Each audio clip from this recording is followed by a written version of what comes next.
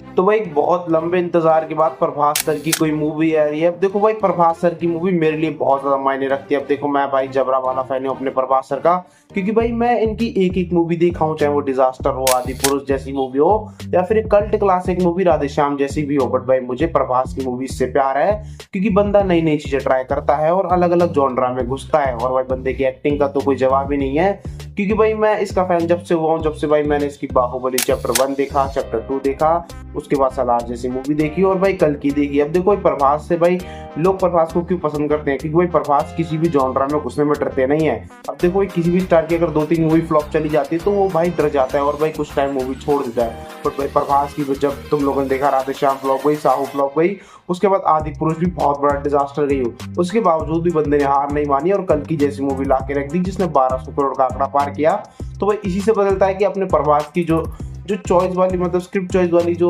उनका आइडियाज रहते हैं कि किस मूवी को उठाना है, वो बिल्कुल परफेक्ट रहते हैं। तो वे इन्हीं सब चीजों का एक्सपीरियंस करते हुए अपने प्रभास इस समय भाई अब मूवी बना रहे हैं, एक हॉरर मूवी जिसका नाम है राजा साहब, जिसका टीजर अभी हाल फिलहाल में, आप देखो मैं थोड़ा लेट हूँ, टीजर काफी 1-2 दिन पहले आ चुका है, बट भाई मैं थोड़ा लेट वीडियो बना रहा हूँ। तो इसका रीजन ये है कि भाई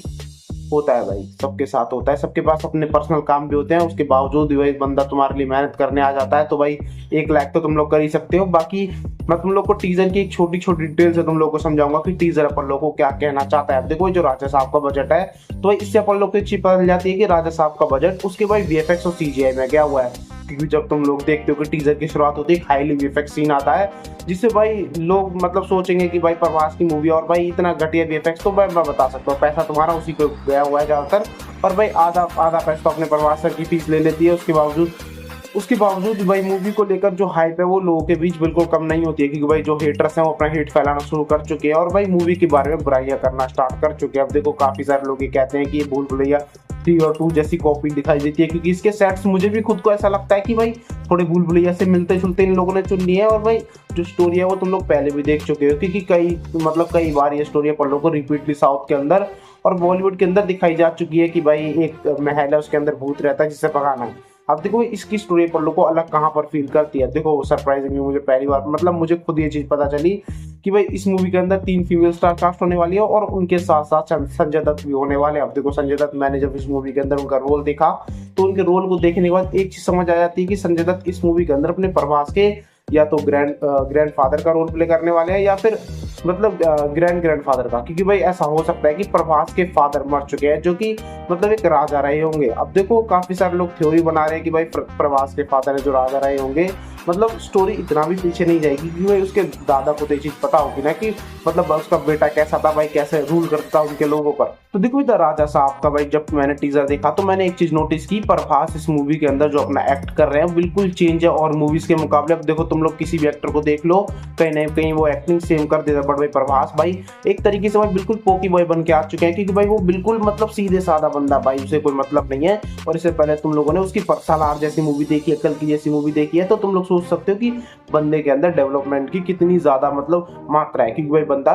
एक्ट के हिसाब से अपने आप को चेंज कर लेता है कि कहाँ पर मुझे कैसी एक्टिंग करनी है। और भाई पर्सनली मैं काफी ज्यादा खुश हूँ संजय दत्त की एक्टिंग से और भाई उनके रोल से, क्योंकि भाई इस मूवी के अंदर संजय दत्त एक मैन रोल प्ले करने वाले हैं। ऐसा हो सकता है कि वो संजय दत्त उनके दादा होने वाले हैं, जो कि भाई उनके फादर रहे होंगे, जो पहले रूल करते होंगे उनके गांव पर और भाई मर गए होंगे। और भाई उनका ये कहना होगा कि भाई ये पैसा और ये जमीन और ये महल मेरा है और मैं यहाँ से कहीं नहीं जाने वाला। तो भाई ये चीज अपने प्रभास को पता चली होगी, तो प्रभास भाई अपने ईगो में कि हाँ भाई मैं इनको भगा दूंगा यहाँ से, मैं भूत को हटा दूंगा। तो देखो जब तुम लोग गूगल पर देखने जाते हो कि अपने प्रभास की इस मूवी के अंदर 2 रोल होने वाले हैं, जिसमें ऐसा हो सकता है कि अपने फादर का भी रोल प्ले करें और अपना भी रोल प्ले करें। तो देखो राजा साहब के अंदर फीमेल स्टार कास्ट के नाम पर 3 एक्टर आपको देखने को मिलने वाले हैं, जिसमें निधि अग्रवाल है और भाई रिद्धि कुमार है